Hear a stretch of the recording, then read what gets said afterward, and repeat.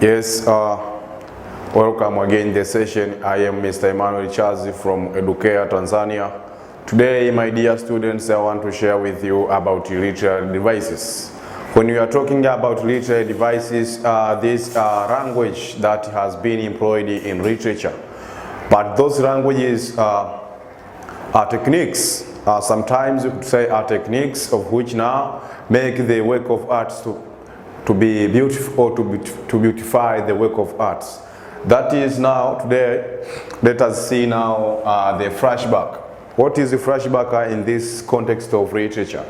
When we are talking about a flashback, this is the situation in a literary works that interrupts the sequence of events to repeat an event that was to occur earlier or the past time. So here now, when we are talking about the flashback, these are literary techniques that are used to refer the events that has already occurred. Example, maybe you can be explaining about the occurrence of a new thing. Example, giving the current issues, but through that current issue, and then you interpret, you interrupt by switching the new thing that has already happened. Example, maybe you can, example today, we can explain about the occurrence of COVID-19. The COVID-19 is the disease, or it is a pandemic disease that hits the world until today. People and the scientists, they have tried to come up with the investigation, and they have come up with the conclusion of using the vaccine so that now they can make the virus to be weak so that they cannot affect the health of the human being. So now through talking about maybe virus or about COVID-19, then another person came up and then he starts to explain about the occurrence of the First World War of 1914 to 1818. So of which now that there is no relationship. But if people now interrupt to where you are talking about the current issue, and then a person, and then you trace, you move from the story that you are talking about, and then you start to talk about the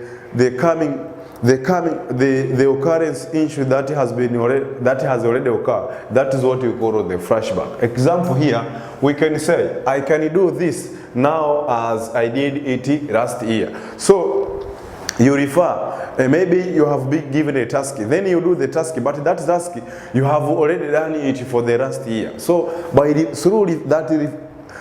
through referring, so that is what we call the flashback. I think we have understood. And then there is foreshadowing. Foreshadowing, this is the opposite of flashback. When you are talking about foreshadowing, you can be explaining something from the beginning of the story to the end of the story. But before to complete this story, and then you talk about the event that will occur. Example, we can refer in the book, that is Betrayal in the City, setting written in Kenya. That books, there are some statements that show there is the flashback, or the story of flashback, whereby Muriri killed Jasper Blazer. After being killed Jasper Blazer, so now even Jasper came up and then Jasper said, Muriri, you will die the same days of my brother. So now, and then we see in the text, after few months, then him really being killed with Jasper, because Jasper has already said that you will die the same days of my brother. So that is what we call foreshadowing. Then example, today it is 2022, and then you explain, then by 2025 I will purchase a car.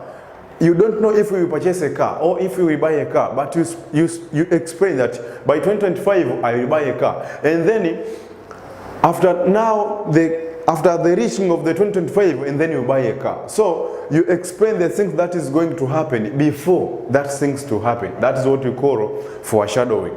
So here now I want to say that foreshadowing refer to the giving hints of the future event in the literary work. You explain the event that will occur in the literary works, that will occur in the future time. So example here, he will be a president 15 years later or 15 years to come. Today here, I am a teacher. I'm teaching linguistics, but I could say maybe after 20 years, I will become a honorable president of Tanzania, or I will be the Prime Minister of Tanzania. And then after 20 years to come, I become a president or I become the Prime Minister.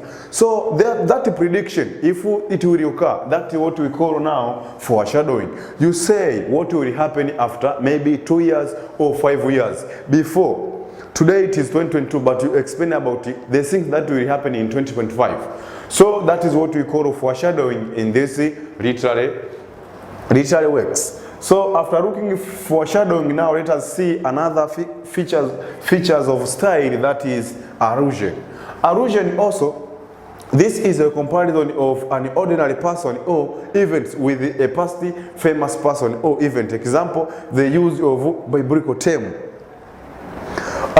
Here when we are talking about the use of biblical term, you can say maybe I could say in Christianity they have this person who whom we believe that is Jesus. So Jesus, you can say that Jesus will come.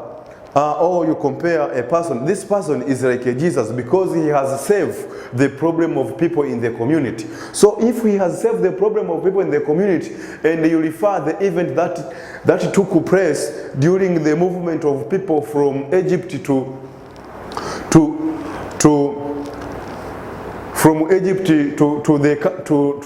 Israel, and then you find that Jesus helped Musa to move from Egypt to Israel, and then now Musa was promised that there he will enjoy life through eating honey and drinking a soft drink like milk. So that is what we can call it as the allusion, because allusion now you can compare two different things, or you compare two things that is relating with the religions, or you could say example Delilah in the Bible.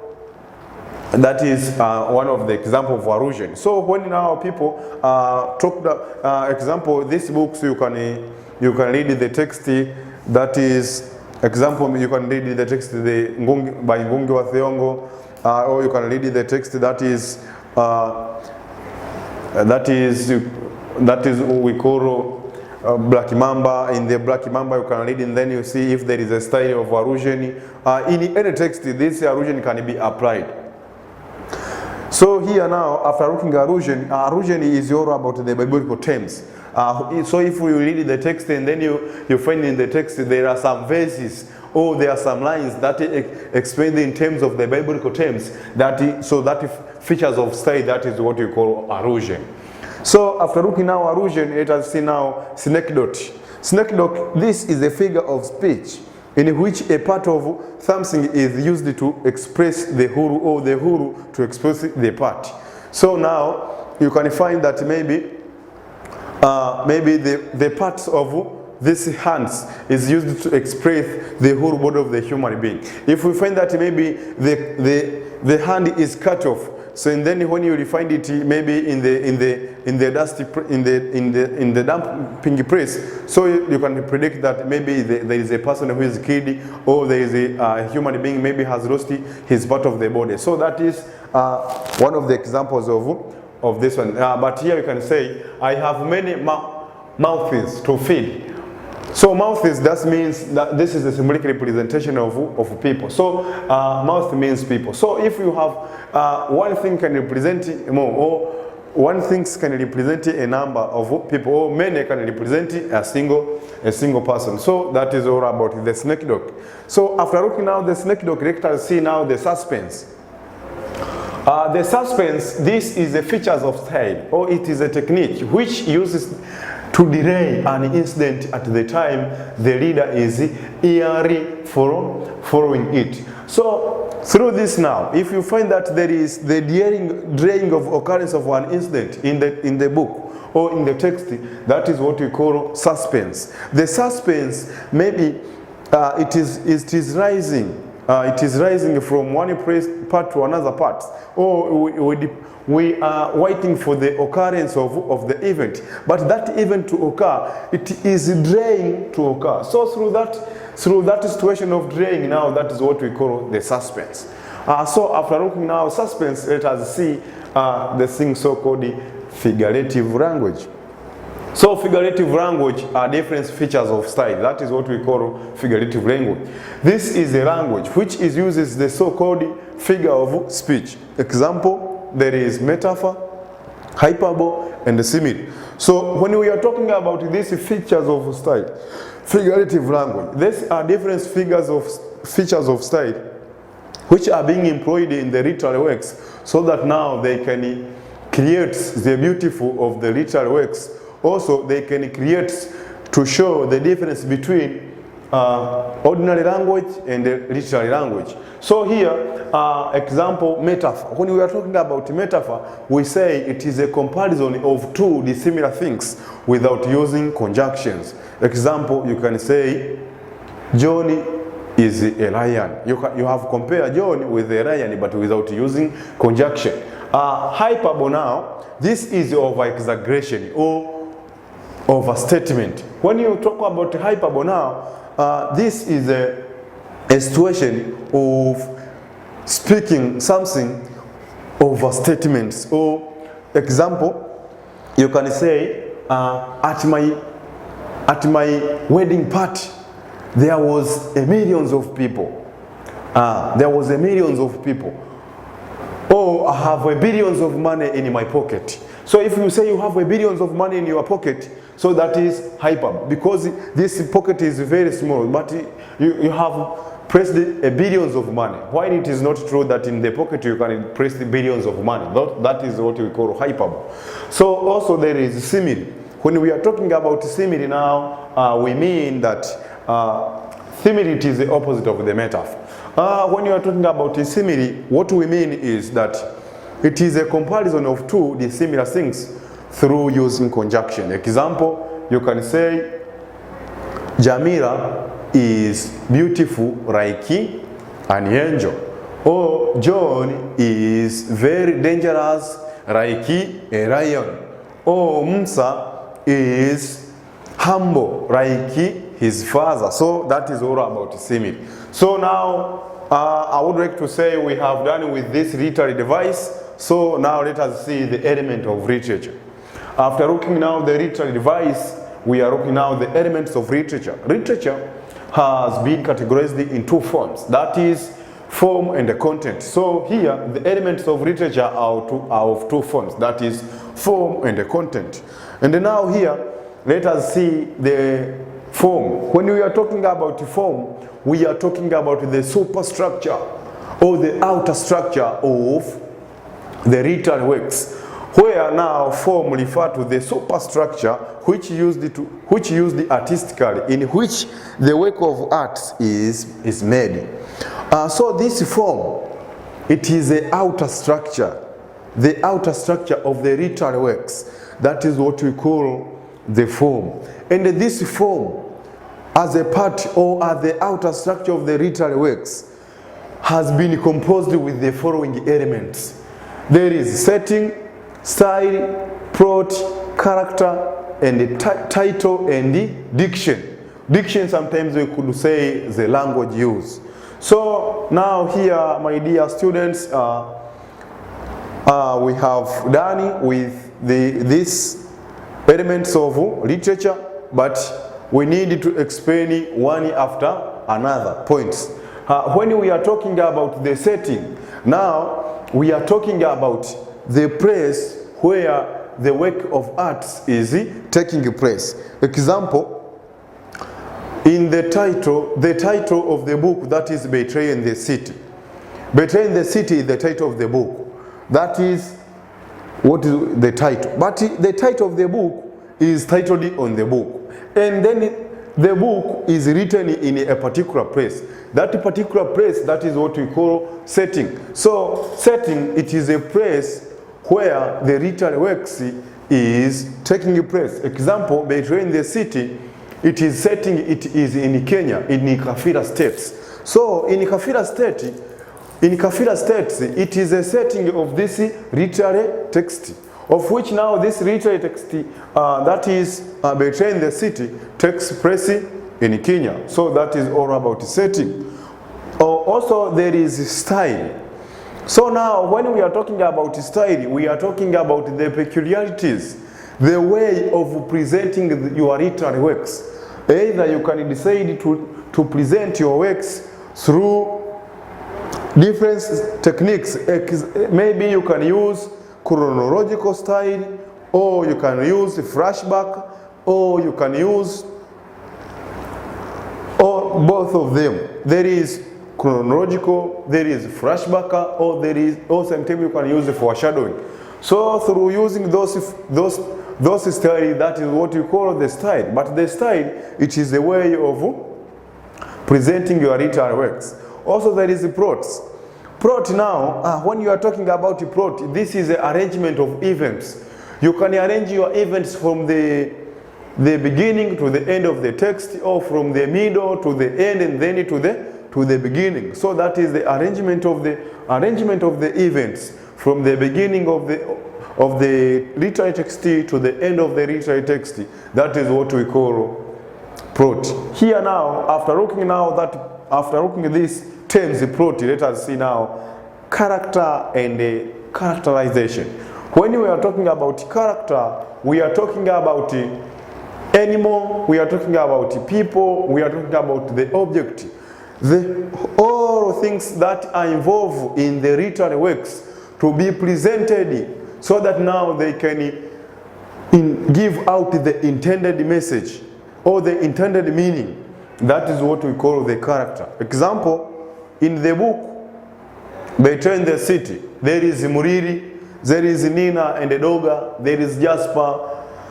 Those are few characters who has been used in that text to be presented as the members of the community of Kafila State, to show how people are suffering from different problems while other people are enjoying the national cake.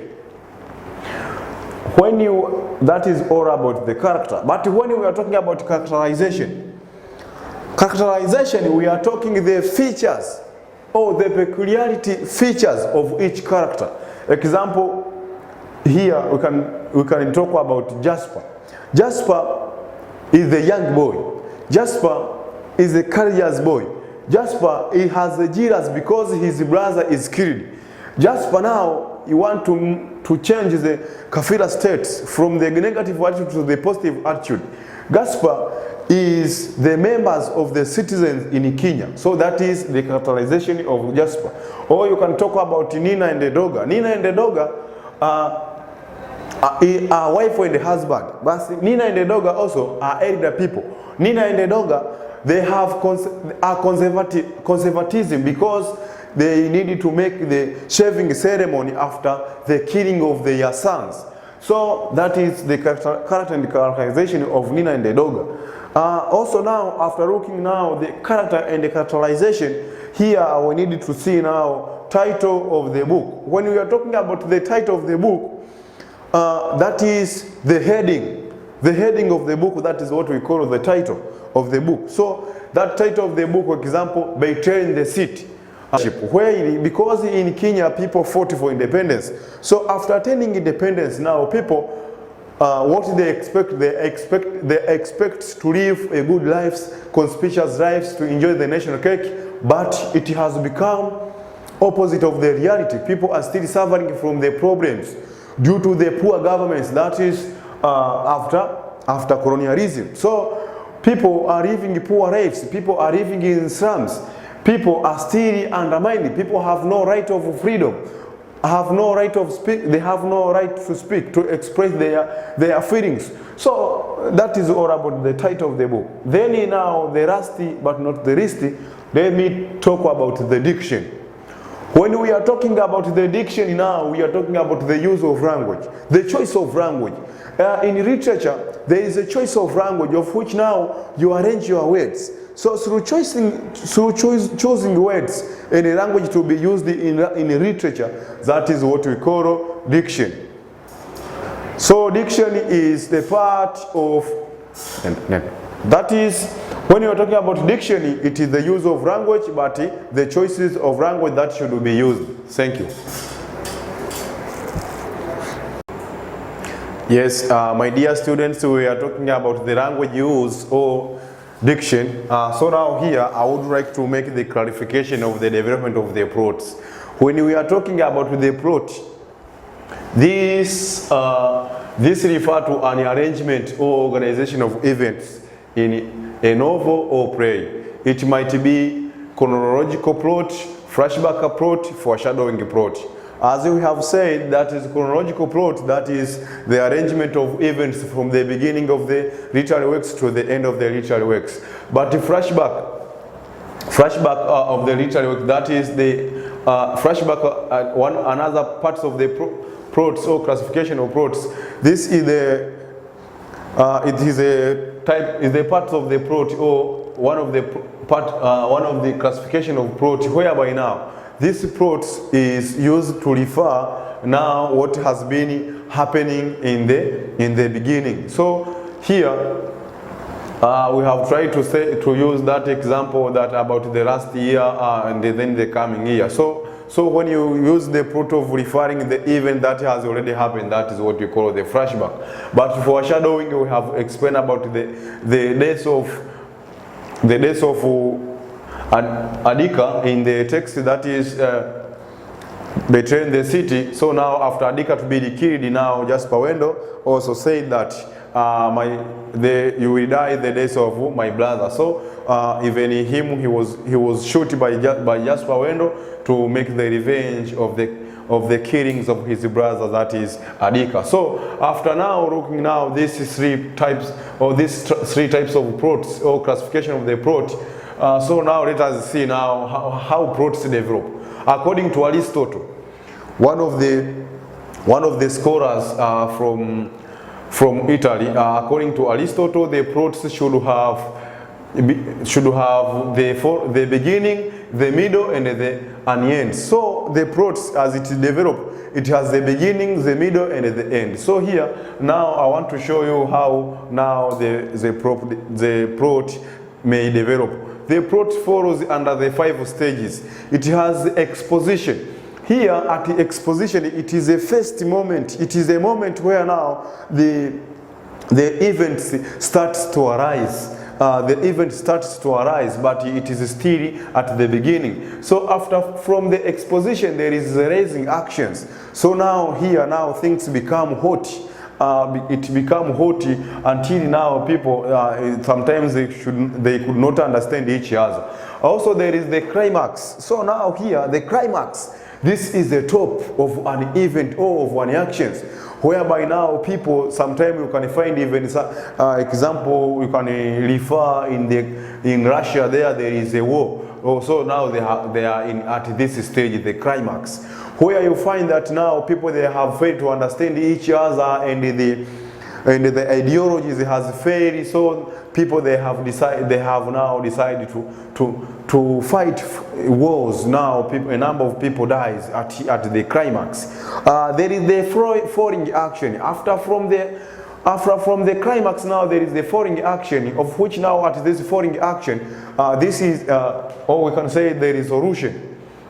The following action, at this stage is now you find that now the war has become very cold, when now people they have start to understand each other. Now they can sit together and to solve the disputes. Now the resolution or the denouements, this is the last part. It is the last part of the plot, whereby now here I have tried to use this diagram so to show that this is exposition. There is rising action, climax, falling action, and resolution, or we can say it is the denouements, of which now the resolution now the people they have sit together and they have solved the problem. So now here after these all those things to happen now, they have decided now to sit together and to solve their problems through either talking or writing, maybe papers, sometimes even the giant nations use the veto power, so that now they can use the veto power to solve those disputes in different nations. So my dear students, we are talking about the literary devices, and after looking at the literary devices, we have seen the element of literature, and after now, when we have seen the element of literature, we have seen the forms and the content. But in element of literature, we have tried to perpetuate or to explain about the forms of literature, and that is forms of the element that form the forms of literature. We have said there is characters, there is language, there is setting, there is style, there is diction or language use, and there is also another thing that is so called the point of view. So today, my dear students, I would like to wind up the session. We have enjoyed very much the session, but before we wind up the session, I would like to left these questions, and the question state that explain why plots in literary works is very important. You will explain the importance of plots in the development of literary language. Thank you very much. I will meet you next time.